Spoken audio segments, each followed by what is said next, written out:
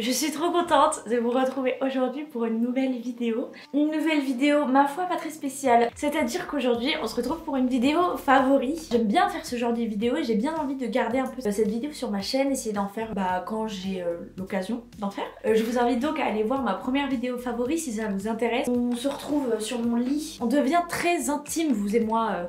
Maintenant qu'on a fait une FAQ, tout ça, on est très proches. Mon mur qui est rempli de dessins, de photos et tout que je vous montrerai peut-être un jour. D'ailleurs, regardez, j'ai les cheveux rouges. Vous inquiétez pas, il y a un vlog qui arrive. Enfin bref, c'est pas le sujet de la vidéo. Je vais du coup vous dire selon certaines catégories, les favoris, ce que j'aime beaucoup en ce moment, que je regarde, que j'écoute, etc. Mais en tout cas, on a plusieurs catégories. Tout est sur mon téléphone. J'ai une catégorie bande dessinée, Instagram, artiste Instagram. Une catégorie YouTube, livres, documentaires, séries, histoire de l'art et musique. Et puis voilà, on commence tout de suite avec la vidéo. Donc on va commencer tout de suite avec la première catégorie, bande dessinée.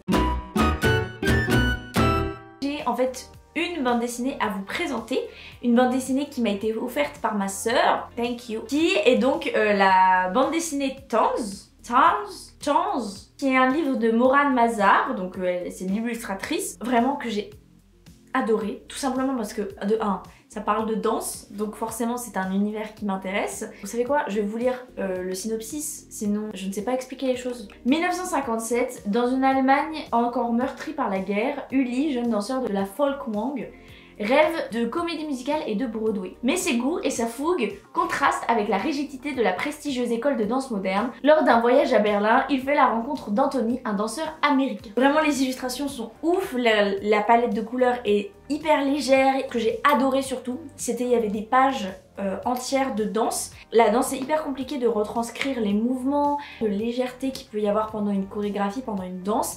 Là, je trouve que l'illustratrice elle a dead ça. Ensuite, on va passer à des artistes sur Instagram.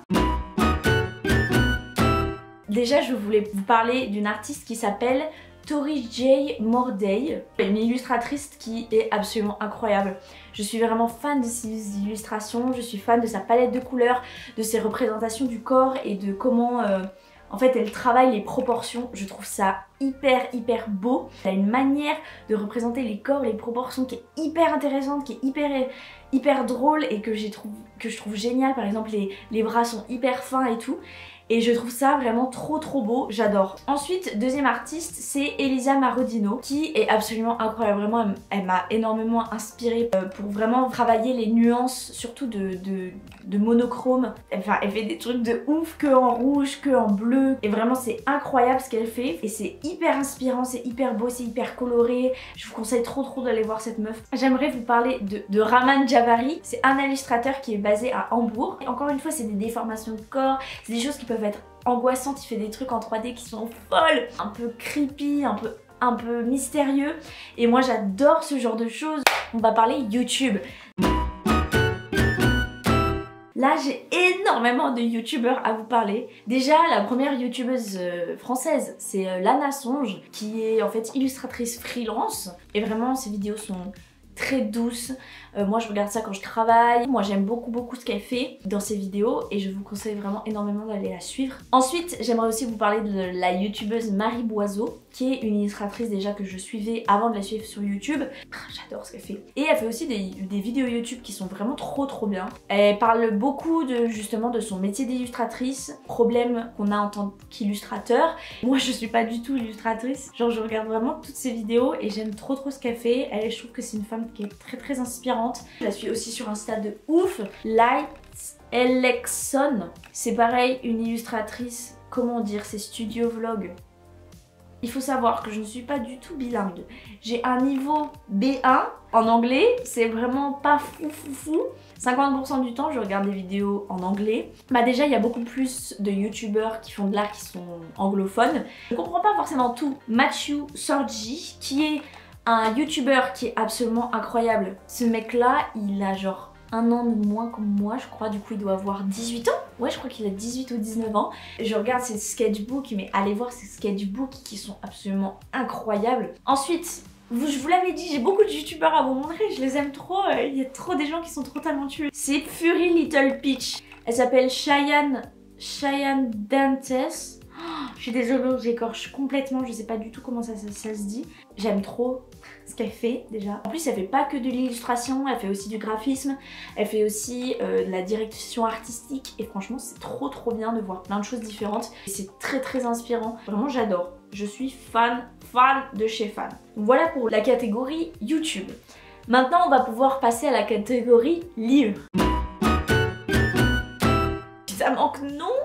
Ma soeur va crier parce que ça fait 6 mois que j'essaye de lire ce livre qui est L'énigme de la chambre 622 de Joël Dicker. Ça fait 6 mois que j'essaye de lire et j'en suis même pas à la moitié.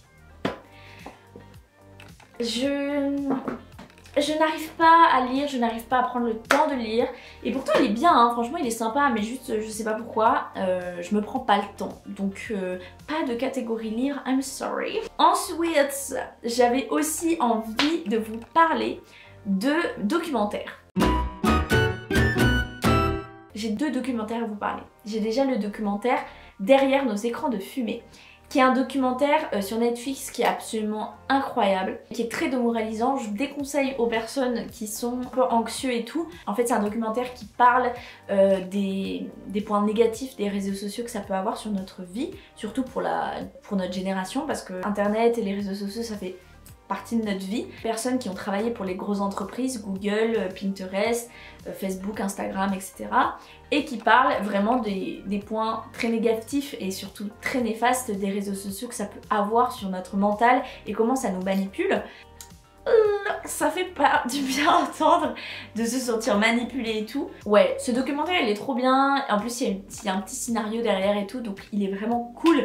Mais par contre ça fout un petit coup au moral quoi. Et ensuite le deuxième documentaire que j'aimerais vous parler c'est Abstract. Abstract qui est cette fois-ci un documentaire autour de l'art vraiment qui est incroyable. Donc en fait il y a plusieurs épisodes de 40 minutes. 40-50 minutes et chaque épisode porte sur un illustrateur, sur un architecte, sur un designer, sur plein de choses différentes. C'est une sorte de biographie en fait autour de l'artiste pour nous montrer comment il travaille, comment il a ses idées, avec qui il travaille, etc. Et c'est vraiment trop intéressant. Enrichir en fait votre culture graphique et artistique et j'adore. Ensuite, on continue cette fois-ci avec la catégorie série. D'abord nous avons la série que j'adore, que j'affectionne énormément, qui est la série New Girl. La série New Girl qui est connue, qui est sortie il y a très longtemps quand même. Ça parle de 3 mecs qui sont dans un appartement et qui cherchent un ou une nouvelle colocataire. Et il y a cette New Girl qui va arriver qui s'appelle Jess et du coup ça va parler de leur histoire, de leur vie et de l'évolution de cette colocation. Franchement c'est l'une de mes séries préférées, sans déconner c'est un bijou. N'hésitez pas à me dire dans les commentaires quel personnage vous préférez. Moi soit Nick, soit Winston. Ensuite nous avons aussi la série que j'ai découverte il y a vraiment pas longtemps, qui est la série Family Business, qui est une série française très décalée, une série qui m'a été recommandée par ma mère et j'attends avec impatience une saison 3 en fait. Mais ça parle d'une famille, le père tient une boucherie et Joseph en fait il veut pas avoir cette boucherie, il veut pas hériter de cette boucherie, lui il veut faire quelque chose d'autre, il veut trouver autre chose et en fait il découvre que le cannabis va sûrement être légalisé en France grâce au nouveau président qui va être élu. Là c'est très décalé, moi j'adore, j'ai adoré, en plus les visuels sont vraiment trop beaux. Ensuite on parle aussi de, une série que j'ai vraiment profondément adorée. Mon pote Nicolas qui m'a dit de regarder la série Pause, qui est une série que j'ai dévorée. Vraiment j'ai adoré cette série. Pause s'intéresse à plusieurs segments de la vie new-yorkaise des années 80, l'émergence du luxe et de l'ère Trump, la scène littéraire montante de la ball culture, sous-culture de la communauté LGBT. Et j'ai vraiment adoré, j'ai trouvé ça hyper beau. Vraiment je me suis énormément attachée à tous les personnages. Les actrices et ces femmes sont absolument, elles sont magnifiques. Ça parle aussi de la montée du sida. J'ai trouvé ça absolument incroyable. Ensuite, j'aimerais aussi vous parler de 2 artistes dans l'histoire de l'art. Je sais pas comment expliquer ça, mais c'est pas forcément des artistes que j'ai découverts via Instagram. Du coup, c'est une catégorie en dehors de artistes Instagram. Et aujourd'hui j'aimerais vous parler de l'artiste dessinatrice Françoise Petrovitch. J'ai découvert avec ce tableau là que j'ai trouvé incroyable. Je pourrais pas expliquer pourquoi exactement. J'ai trouvé vraiment son travail tellement beau, tellement inspirant, tellement fort et à la fois très ambigu, très déconcertant. Et en fait, j'ai adoré son travail et c'est une artiste qui m'a énormément touchée, qui m'a énormément marquée. Et ensuite, un autre artiste que je suis obligée de parler, Lorenzo Mattotti. Il fait des trucs absolument incroyables. J'adore comment il représente les corps, sa manière d'utiliser les courbes. Vraiment, en fait, ses œuvres sont très courbées. Je suis très inspirée par cet homme et je vous conseille vraiment d'aller voir son travail. On termine avec la catégorie musique,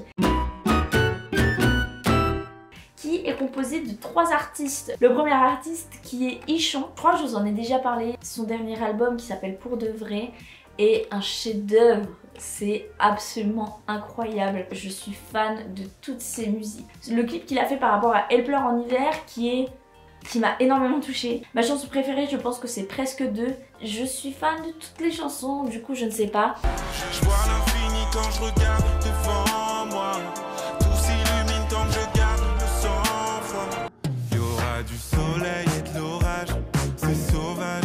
Il y aura du vent, ce sera trop facile. Ensuite, je vais vous parler d'une artiste que vous connaissez, je pense, qui est Iseult, qui est une artiste que je trouve incroyable. Surtout, je vous conseille énormément d'aller voir les colors qu'elle a fait. Ils sont absolument mais incroyables. Vraiment, j'ai rarement vu un colors d'une beauté aussi belle. Tu sais très bien comment me faire rêver.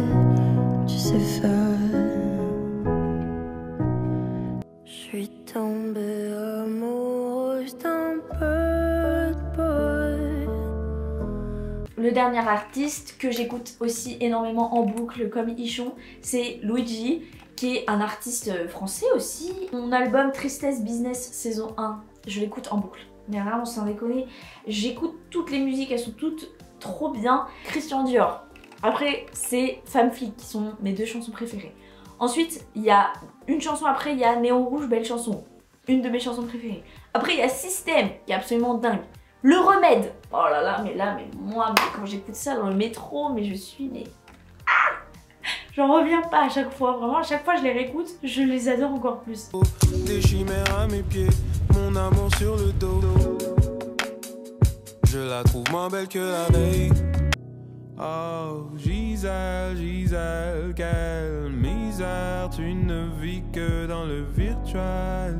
Écoutez, voilà, je crois que c'est tout. J'espère que ça vous plaît ce genre de vidéo. Si vous connaissiez absolument tout ce que j'ai dit dans cette vidéo, j'aurais énormément le seum. Et je suis désolée pour cette perte de temps. Mais j'espère que ce n'est pas le cas et j'espère quand même que ça vous a plu et que ça vous a permis de découvrir des choses. N'hésitez pas aussi à me faire découvrir des choses dans les commentaires. Je vous dis à bientôt pour une prochaine vidéo. On est 1300, c'est fou ce qui se passe. Merci d'avoir regardé cette vidéo en entier.